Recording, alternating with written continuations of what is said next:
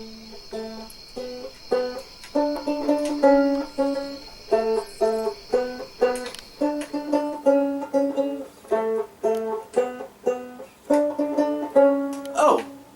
I'm glad you could join me.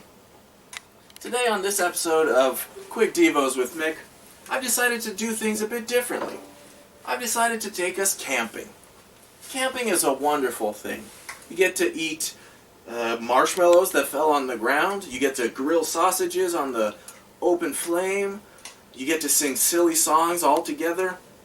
It's just a wonderful time where everyone gets together and pretends to be homeless. Which takes me back to this wonderful time, this wonderful story in the Bible, where Jesus speaks to his disciples. So we're going to go in the book of Matthew. The book of Matthew is the first of the four Gospels, which means it's the first book of the New Testament. And we're going to go to Matthew 8, verses 18 to 22. See, very often we don't exactly know what we're getting into before we sign up for something. Well, Jesus is pretty clear here. When Jesus saw the crowds around him, he gave orders to cross to the other side of the lake. Then a teacher of the law came to him and said, "Teacher, I will follow you wherever you go." Jesus replied, "Foxes have holes and birds of the air have nests, but the Son of Man has no place to lay his head." Another disciple said to him, "Lord, first let me go and bury my father." But Jesus told him, "Follow me, and let the dead bury their own dead." See, this is a very particular story, because what we have is Jesus telling us the cost of following him. And it makes us feel a bit weird, because sometimes we think that we can follow Jesus and still just take part of everything else in this world.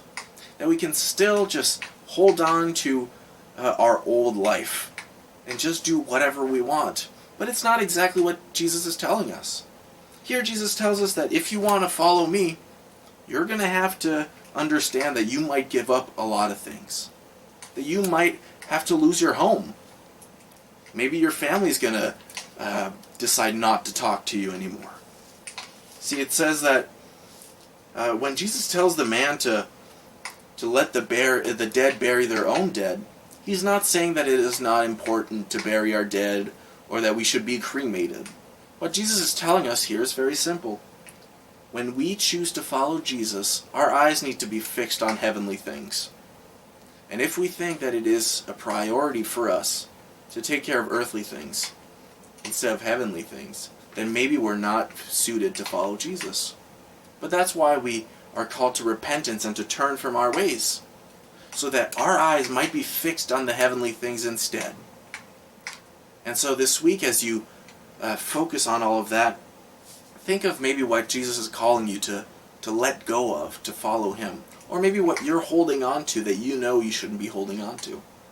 Because at the end of the day, Jesus doesn't have a place to rest his head. He doesn't rest. The Jesus that is calling us out of the boat and into the waters and into ministry calls us to a life of active ministry with him. A life of following him and having our eyes focused on heaven. And so this week, again, I want to encourage you to spend time in prayer and spend time just being intentional about your walk. Knowing the cost and accepting it. So on this note, I just want to wish you a blessed week. God bless.